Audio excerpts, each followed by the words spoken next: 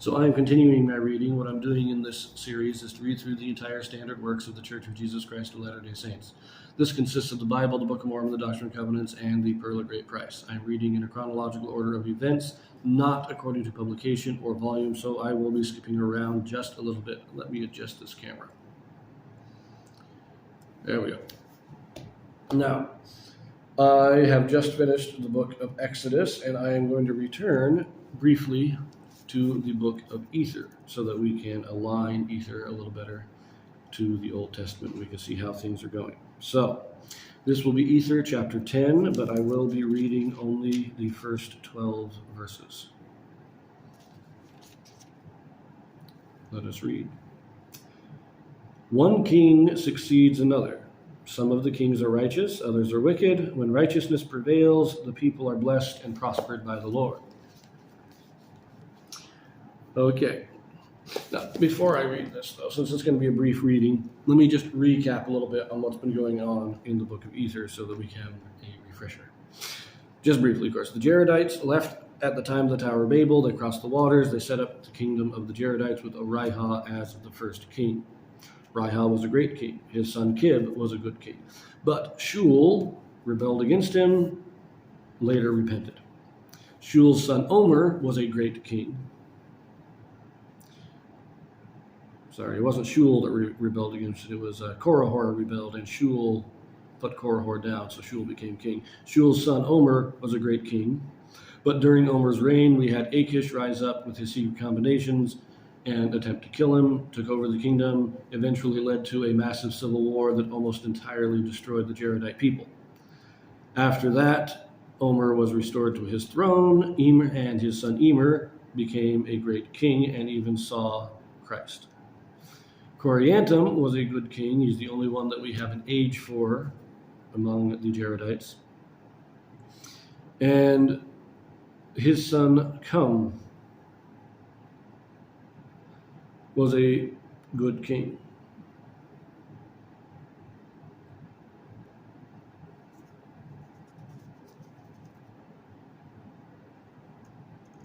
But Cum's son Heth was not a good king.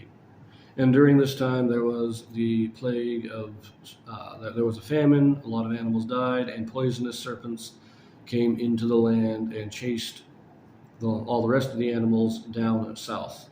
After everybody died, or all the wicked died, and the people started to repent, the famine is lifted, poisonous snakes stay in the south, but they create a hedge or a barrier. People can't go into the south because of the snakes.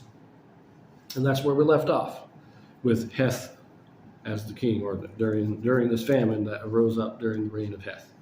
So let us read in chapter 10 here. It says here, "And it came to pass that Shez, who was a descendant of Heth, for Heth had perished by the famine, and all his household, save it were Shez.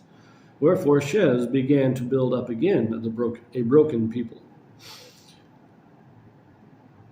Now, again, a broken people. This is referencing back to Akish and his civil war that nearly annihilated everybody. So that was, 5 generations earlier? That was during the Shez is just after the Exodus. That whole civil war would have been during the Egyptian period. So we're talking 150 years ago, there was a giant civil war. Now there's a famine. 2 different times where the people are almost completely annihilated. And Shez is once again rebuilding the people. Okay. Well, I do want to point out one other thing. It says that Shez was a descendant of Heth, but in chapter 1, it says he was the son of Heth. So, of course, either way it works because a son is still a descendant, but he was a son of Heth. But all of Heth's family is destroyed in the famine. Only Shez is alive. So, verse 2. "And it came to pass that Shez did remember the destruction of his fathers, and he did build up a righteous kingdom. For he remembered what the Lord had done in bringing Jared and his brother across the deep, and he did walk in the ways of the Lord, and he begat sons and daughters. And his eldest son, whose name was Shez, did rebel against him. Nevertheless, Shez was smitten by the hand of a robber, because of his exceeding riches, which brought peace again unto his father. And it came to pass that his father did build up many cities upon the face of the land, and the people began again to spread over all the face of the land. And Shez did live to an exceedingly old age, and he begat Riplakish, and he died, and Riplakish reigned in his stead. So Shez, another righteous guy, after all the destruction of the famine and the poisonous serpents and everything, he goes back and he says, look, we had it good when we were following the Lord. Let us go back to that. And he reigns righteously. His oldest son tries to, I like this, it's a very interesting little note. It's only one verse long, but there was an attempted rebellion during the reign of Shez, but the leader of that rebellion was killed by a robber. So Shez, actually, most of his reign, all his reign was basically peaceful. He had a brief period of some stirrings of rebellion, but it seems that the Lord made sure that that didn't happen. Now we get into his son Riplakish. Verse 5. And it came to pass that Riplakish did not do that which was right in the sight of the Lord, for he did have many wives and concubines, and did lay that upon men's shoulders which was grievous to be borne. Yea, he did tax them with heavy taxes, and with the taxes he did build many spacious buildings. And he did erect him an exceedingly beautiful throne, and he did build many prisons, and whoso would not be subject unto taxes, he did cast into prison. And whoso was not able to pay taxes, he did cast into prison. And he did cause that they should labor continually for their support. And whoso refused to labor, he did cause to put to death. So he's putting a heavy tax on the people, taking everything they have. And if you can't or won't pay, he basically has slave labor camps. And if you refuse to work, you're just killed. This guy was not a good guy. Wherefore, he did, verse 7, wherefore he did obtain all his fine work, yea, even his fine gold he did cause to be refined in prison, and all manner of fine workmanship he did cause to be wrought in prison. And it came to pass that he did afflict the people with his whoredoms and abominations. And when he had reigned for the space of 42 years, the people did rise up in rebellion against him. And there began to be war again in the land, insomuch that Riplakish was killed, and his descendants were driven out of the land. So he didn't pay for any of his stuff. He built all these great buildings, built himself a throne, doing all this lavish stuff, but he never paid for any of it because he used his slave labor prison camps to do the work. And after 42 years, the people put up with this. After 42 years, there was a rebellion and the entire family was driven out. So they killed the king and drove everybody else out, all the royal family. Verse 9, and it came to pass after the space of many years, Morianton, he being a descendant of Riplakish, gathered together an army of outcasts, and went forth and gave battle unto the people. And he gained power over many cities, and the war became exceedingly sore, and did last for the space of many years. And he did gain power over all the land, and did establish himself king over all the land. So Morianton, he's a descendant of Riplakish. I think he was probably a grandson, possibly that in the genealogies I put in my last video, I put him as a grandson. He might have been a great-grandson, but I doubt he was any more than that. But he raises himself an army of outcasts. In other words, the people rose up in rebellion and drove the king out, but the people weren't being great. It wasn't like these guys set up this perfect government. There were many people who were being driven out of society. And Morianton, he went and gathered all these people up and formed himself an army. And then he went and attacked the people. Now, it doesn't say the people set up a king. It doesn't really say what kind of government they set up. But they were at least organized enough that Morianton had to fight them. And this story here kind of reminds me of Napoleon after the French Revolution, quite honestly. But I'm not going to get too into detail on that one. But I like this here now. He's now conquered the land. He has set himself up as king. He has restored the royal family. And now we get verse 10. And after that he had established himself king, he did ease the burden of the people, by which he did gain favor in the eyes of the people, and they did anoint him to be their king. And he did do justice unto the people, but not unto himself because of his many whoredoms. Wherefore he was cut off from the presence of the Lord.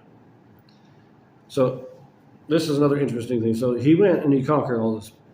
And then he says he eased the burdens.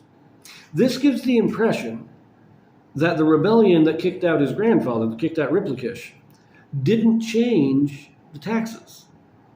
They were still oppressing the people. It actually seems like these were the wealthy, these were the noble, they weren't the royal family, but they were the nobility.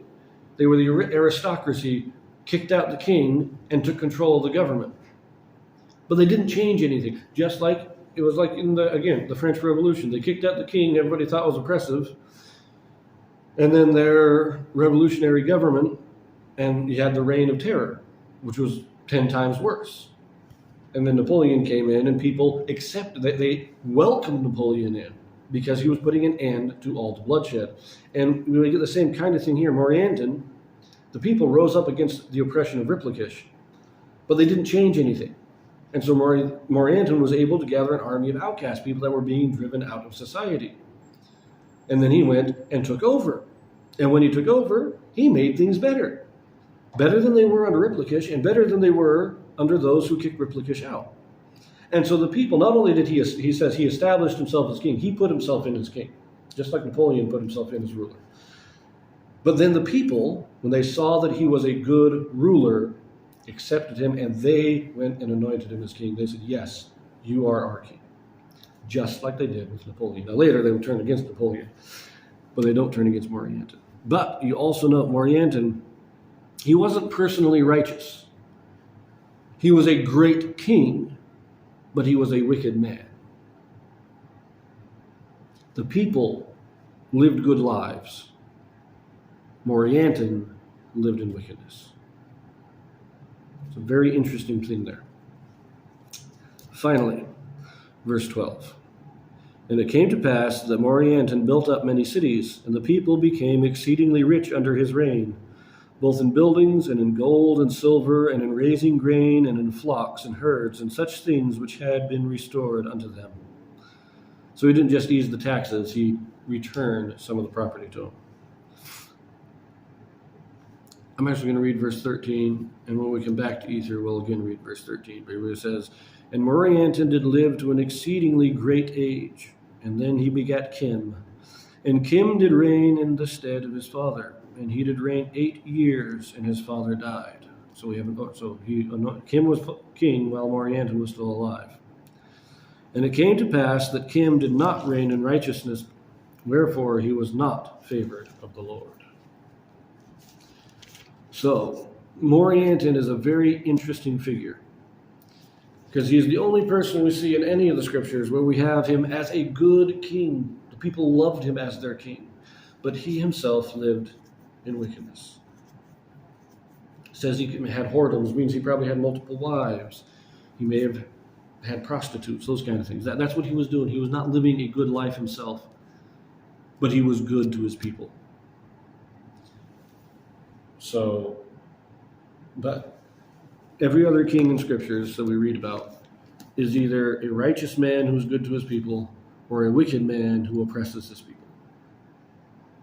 Morianton is a very unique character, and I do enjoy the story. We will come back to Ether after we read through the Judges in the Old Testament. So that will be the beginning of Ether chapter 10.